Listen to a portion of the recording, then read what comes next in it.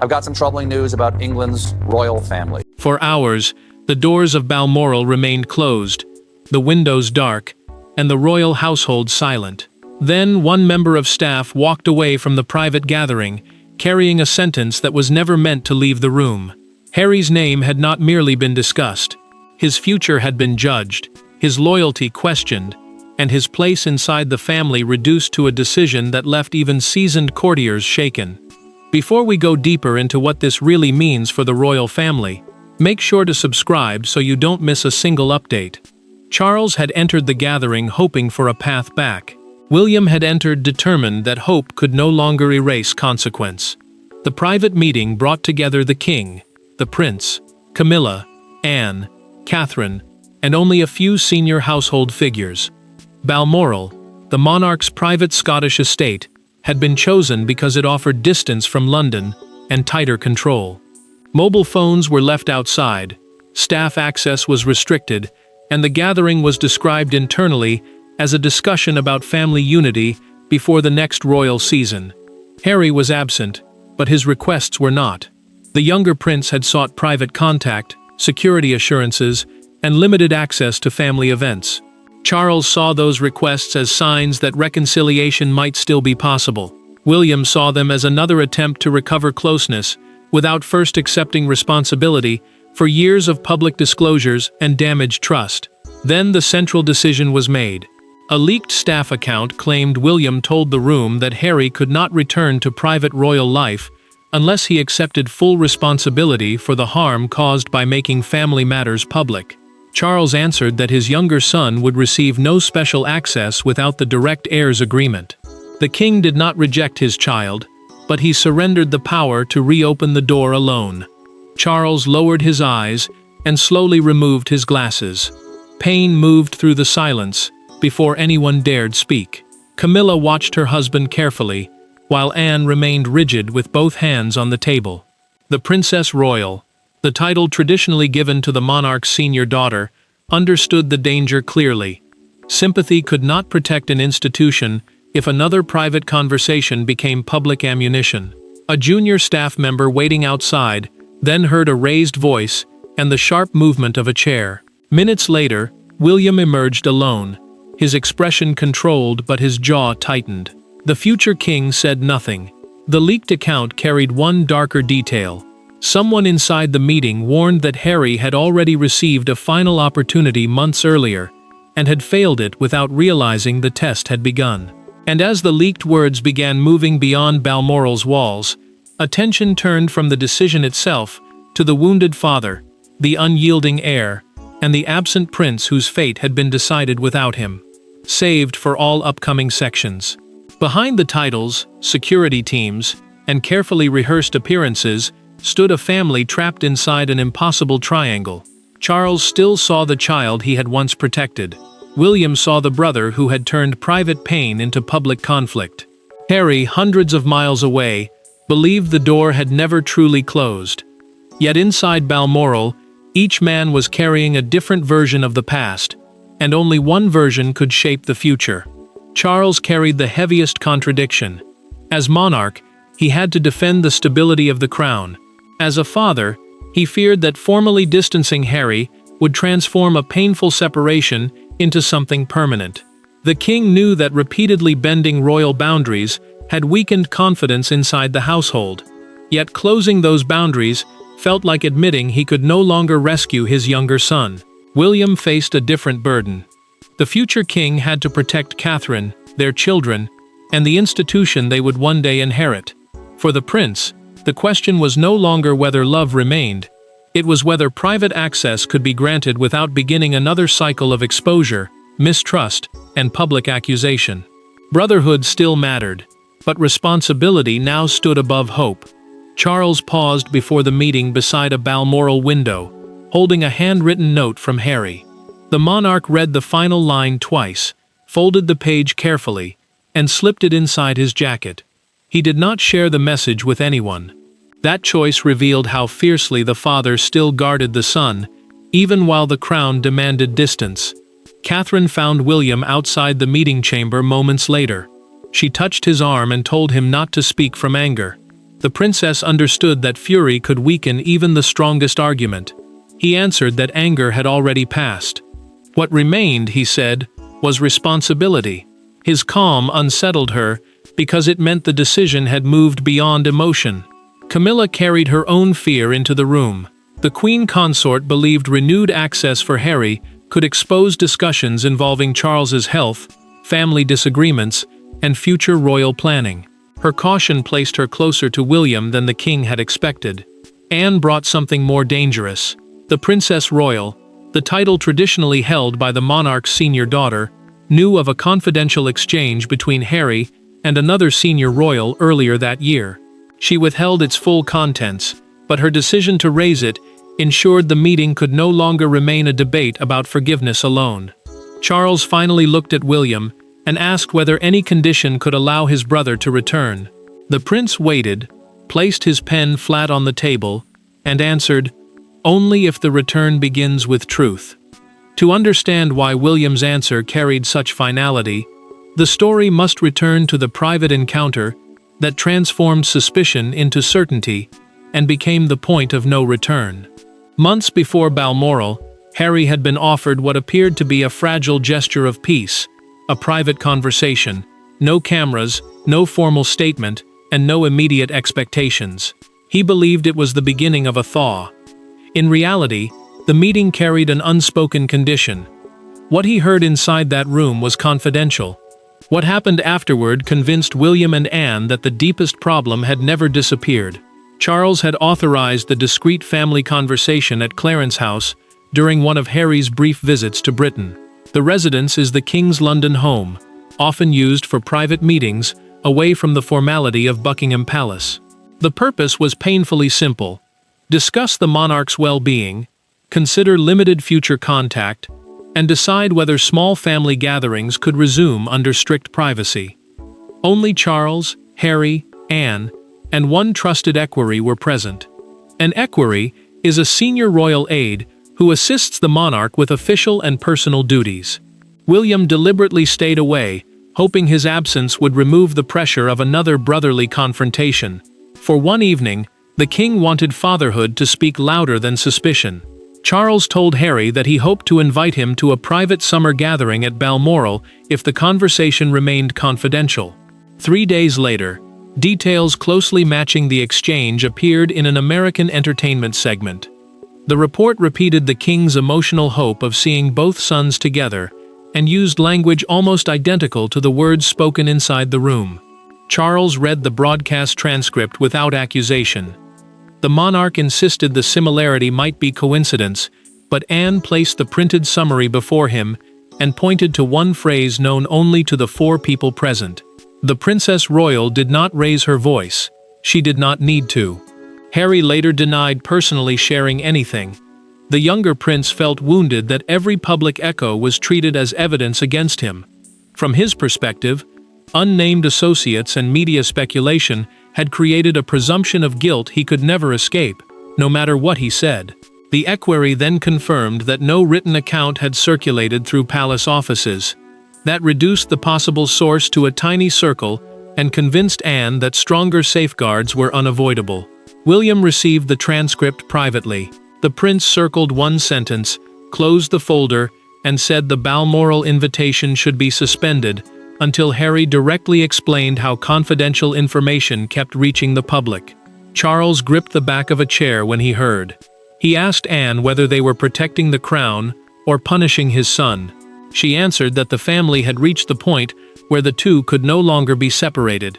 The hidden test had failed, the invitation had vanished, and inside Balmoral, the father and heir were finally forced to say aloud what neither had been willing to tell the other.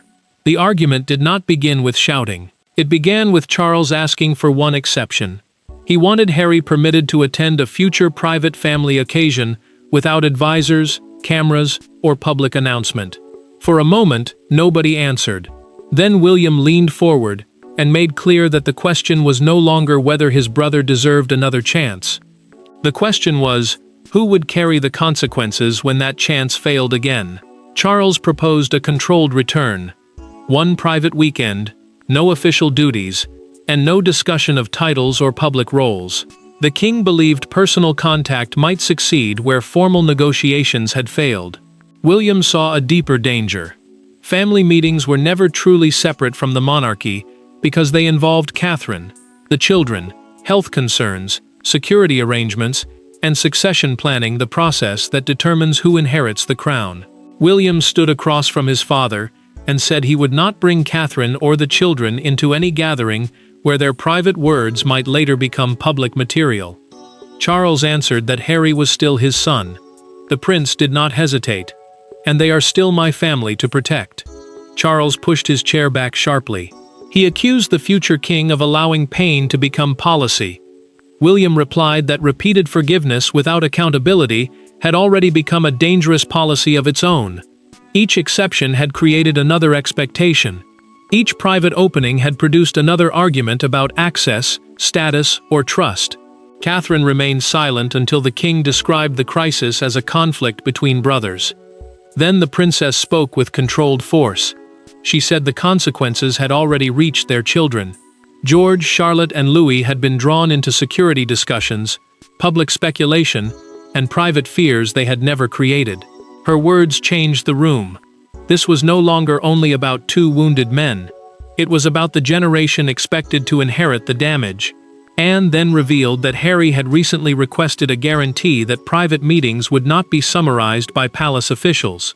Palace record-keeping means maintaining confidential notes of important royal discussions for clarity and accountability.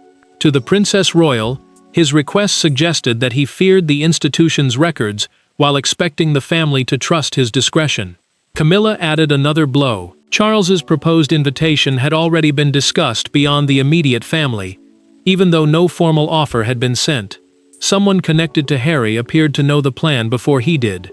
The king turned away and rested one hand against the mantle. When Charles finally faced them again, anger had given way to exhaustion. He asked who truly held the authority to decide Harry's return: the father, the sovereign, or the heir who would inherit the consequences. That question shifted the conflict away from emotion and toward power, exposing the quiet constitutional reality that made William's position far stronger than Harry or even Charles had understood. A king may command ceremonies, approve appointments, and speak for the nation, but private royal life operates through a more delicate web of households, security teams, residences, and future responsibilities. Charles could invite his son as a father. He could not force William to expose his own family to that reunion. Inside Balmoral, the monarch discovered that the crown on his head did not grant control over every door. Charles listened as the private secretary explained the practical limits. Access to royal residences, security arrangements, and family gatherings depended on several separate households.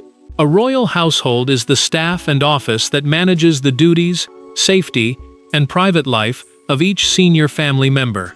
The king could approve Harry's presence at events under his own control, but William retained authority over Catherine and their children. No command could make them attend. William also carried growing influence over long-term planning. Senior courtiers knew that any decision involving the next generation required the future king's cooperation, especially when private trust and personal security were at stake. What looked like a family invitation from the outside could affect schedules, protection teams, confidential briefings, and the children's exposure to another public dispute. Charles removed Harry's handwritten note from his jacket. The monarch looked at it briefly, then placed it face down on the table. Paternal hope had kept him reaching for another chance, but hope was not an operational plan. He could open his own door. He could not promise that everyone else would walk through it. The truth cornered him. William's responsibility made his objection legitimate, yet that legitimacy forced the king to face a brutal possibility. Preserving the institution might require accepting distance from his son. The succession he had spent his life protecting had become the reason his personal wishes could not prevail. William showed no satisfaction. After the secretary finished, the prince sat down and rubbed his hands together. He looked less like a victor than a man carrying a decision that would deepen his father's pain. Power had not freed him. It had trapped him inside responsibility.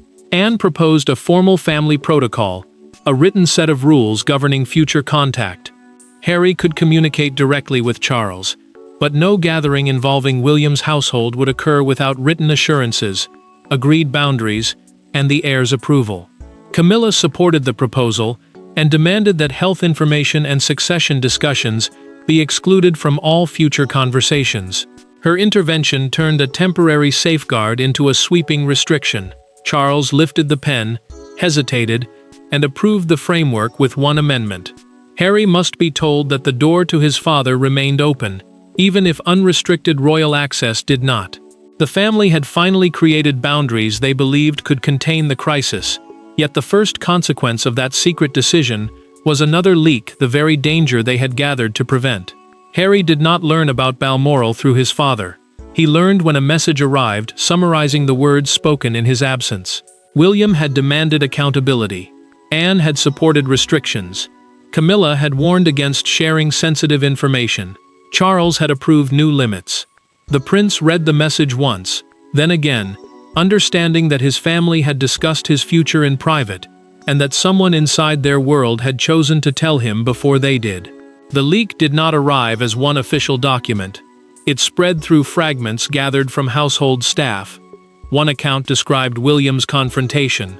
Another mentioned the new family protocol, a written set of rules controlling Harry's future access. A third focused on Charles's silence after the decision.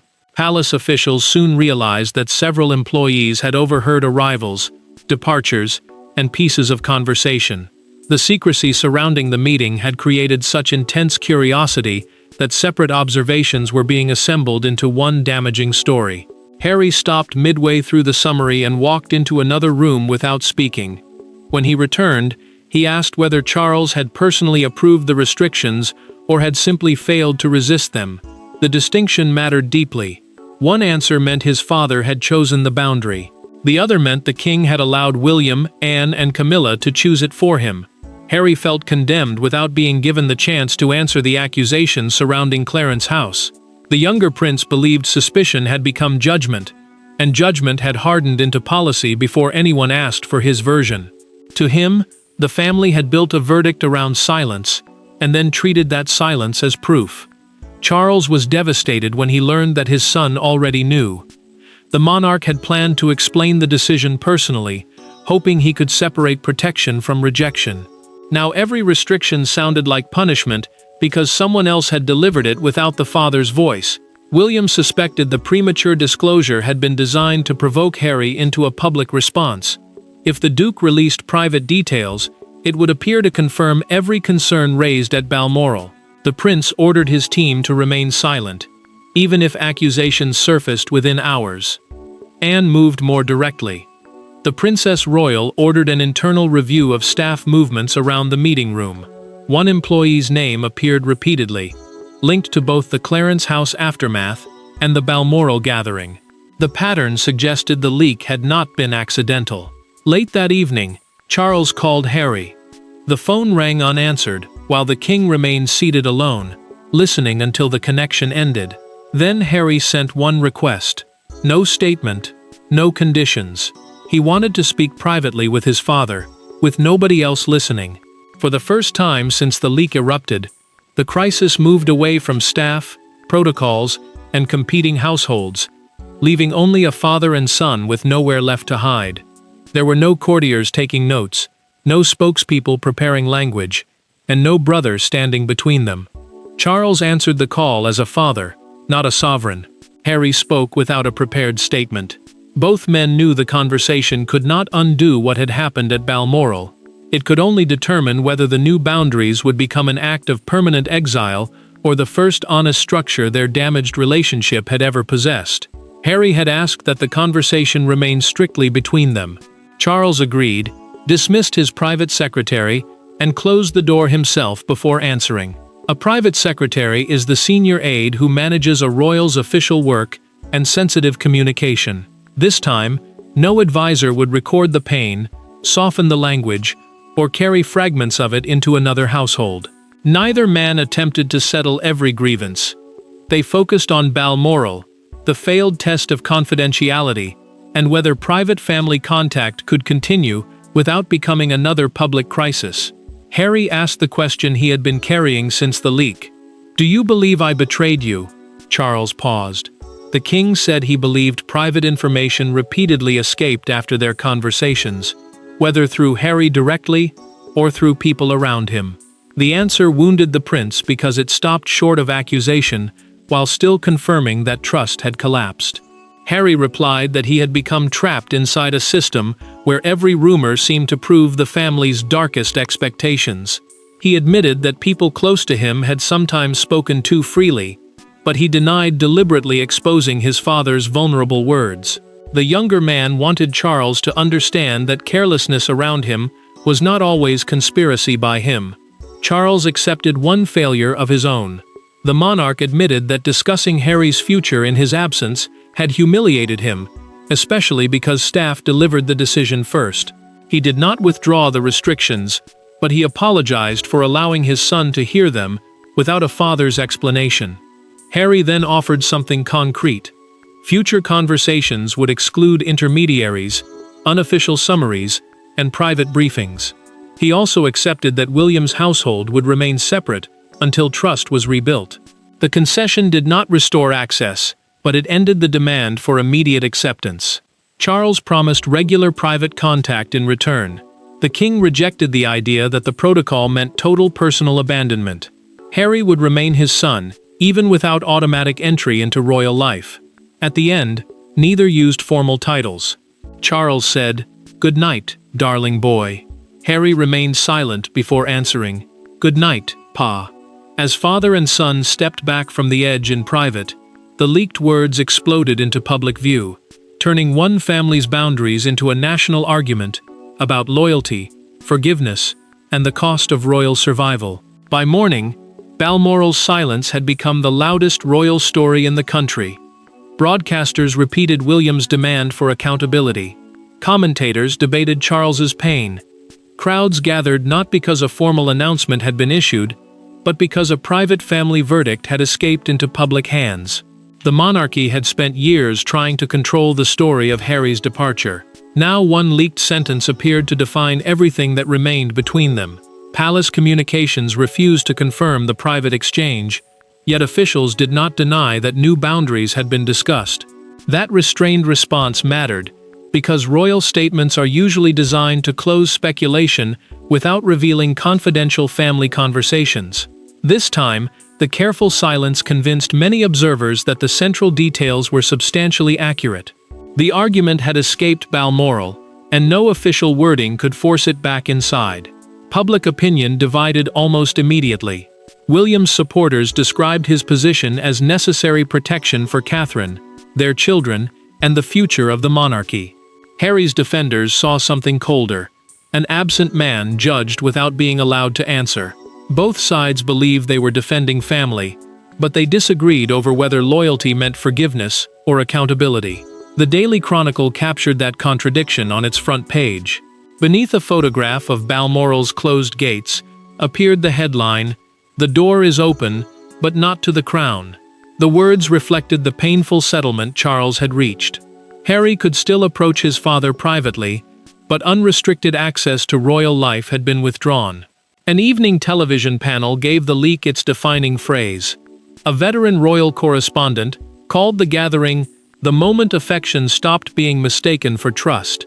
Broadcasters replayed the sentence throughout the night because it reduced years of conflict to one brutal distinction. Love could remain. Confidence could not be assumed. Outside Buckingham Palace, a small crowd gathered near the gates. One woman held a sign reading, "Brothers should speak." Another answered that protecting children had to come before repairing adult relationships. Their exchange echoed the struggle inside the family itself. Catherine watched part of the coverage beside William before switching off the television. The princess told him public approval could not make the decision painless. He answered that pain was no longer proof the decision was wrong. The prince did not sound victorious.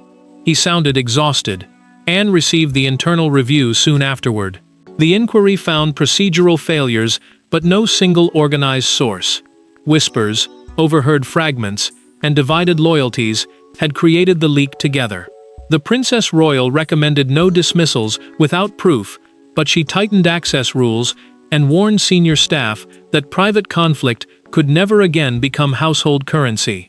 Charles prepared one final message for both sons. The world had delivered its judgment loudly, but the final verdict belonged to the father who had spent his life between two sons and could no longer protect one without wounding the other. Balmoral did not produce the reunion Charles had once imagined. It did not restore brotherhood, erase resentment, or return Harry to the center of royal life. What it produced was more difficult: a boundary spoken aloud, accepted with pain, and stripped of comforting illusions. The family could no longer pretend that love automatically created trust. Yet they also refused to declare that lost trust had made love meaningless. Charles sent separate handwritten messages to William and Harry before leaving Scotland. The king asked neither son to surrender his position, but he made clear that the family would move forward under the limits established at Balmoral. Those limits formed a private protocol, meaning a written set of rules controlling future contact, access, and confidential discussions. The arrangement allowed direct communication between father and son while keeping Harry outside sensitive planning, unrestricted residence access, and gatherings involving William's household until trust could be rebuilt through consistent behavior. Charles met William alone before departure. The monarch handed him a copy of the approved protocol and said, "I understand why you did it." For several seconds, the prince could not answer. The words carried no celebration, only recognition of the burden both men had resisted. William stepped forward and embraced his father. The embrace did not represent victory over Harry. It marked the moment the king and heir stopped forcing each other to choose between duty and family, as though only one could survive. Charles accepted that protecting his younger son did not require overruling William. The future king accepted that defending Catherine and their children did not require erasing his brother from their father's life. Harry accepted the arrangement privately, without issuing a public attack. The younger prince remained hurt that his future had been discussed in his absence, and leaked through staff before Charles could explain it. Yet his direct call with the king preserved a relationship that humiliation might otherwise have destroyed. The leak revealed something larger than one harsh gathering. The monarchy's deepest crisis had never been hatred alone. It was the repeated failure to separate forgiveness from access and affection from trust. William emerged with clearer authority over the safety and privacy of his household. Charles retained his bond with Harry, but stopped using paternal hope to weaken necessary boundaries. Anne's protocol became the structure holding both truths together. Before leaving Balmoral, Charles returned to the meeting room. The king lifted Harry's handwritten note from the table and placed it back inside his jacket. The protocol remained behind for the institution. The letter traveled with the father. The private gathering did not reunite the House of Windsor, but it gave the monarchy something it had lacked for years: an honest boundary, a preserved bond, and the courage to accept that love can remain even when trust must be earned again. Thanks for watching. Please don't forget to like and subscribe, and we will see you in next one.